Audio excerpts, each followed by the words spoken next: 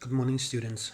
My name is Vernon Johannes, and I work in the Dean's Office in the Faculty of Law, UWC. As a result of the COVID-19 pandemic, you've had to work from home, and this comes with its unique set of challenges. The faculty is therefore mindful that there may be some of you who may have been feeling despondent and demotivated a little bit more than you would have liked during this time. So from our side, from the faculty side, in order to help you cope just a little bit better emotionally, the faculty will be releasing a series of short videos where we will be, sharing helpful hints and tips on themes such as wellness and motivation, stress reduction, productivity, lifestyle. So if it's been a bit difficult for you emotionally, or you just would appreciate a little bit more of a push, then we want to strongly encourage you to watch these series of short videos that we will be uploading on a weekly basis. Again, my name is Vernon Johannes. I work in the Dean's Office. I'm a non practicing attorney because I'm now a life coach, and I will be your host during these upcoming weeks, and I look forward to spending time with you. You'll see these videos being very casual in the way it's made. Remember, we are working from home, so you'll see me in my t-shirt, you'll hear dogs barking, children laughing, you'll see me without my makeup, but be that as it may. The first theme that we will be covering is the theme of wellness and motivation. And under this theme, we will be covering four topics.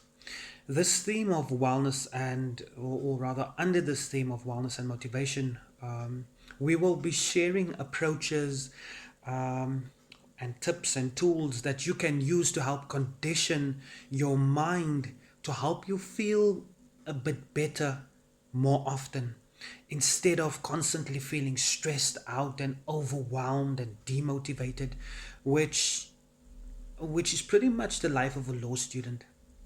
I know. So today's tip is especially relevant for the times and the circumstances that we're finding ourselves in. COVID-19, the state of the economy, some of our livelihoods might have been affected by COVID-19. So this tip is really fitting, under these circumstances. So without further ado, today's tip we would like to share is you must learn to develop your appreciation muscles. In other words, develop the habit of taking time out on a daily basis, 3 times a week, maybe once a week, however much you feel, and write out and reflect on everything that is going right for you in your life, things that are working out, the things that you can be grateful for in your life. Also, some of the opportunities that you might have forgot about that you have. And also, I would recommend that you also reflect at the same time on how you've grown over the years, and what you can be proud of in that respect as well. To be honest with you, I was a little bit hesitant to suggest this topic because you've might have heard it a lot of times before, and also, quite frankly, there are other things that you might have in your life at the moment which is more pressing and important for you to be focusing on, instead of focusing on what's working out for you and what your opportunities are. And I fully understand that. But suppose that you did heed this call and take to heart what I'm suggesting. Why would you want to develop your appreciation muscles, if you did? Well, my suggestion is, firstly, it really does help you to keep a balanced perspective. Remember, when one thing is going wrong in your life, or you've got one particular stress in a particular area, it feels as if everything is going wrong. And that's not necessarily true. So, by developing your appreciation muscles, you are really helping yourself keep a balanced perspective and keep the tips, keep the tips, keep the scales nice and equal, so that you don't tip and fall, so that the scales don't tip too much into, overwhelm and just hopelessness. So that's the first suggestion of why you would want to develop your appreciation muscles. Also, what this tendency does, developing your appreciation muscles, what it does is it also helps you strengthen and develop your ability and capacity to, this is quite interesting, to deliberately take your attention away from something that is stressing you out and placing it on something else that you need to be focusing on, despite the stress that you might be finding yourself in.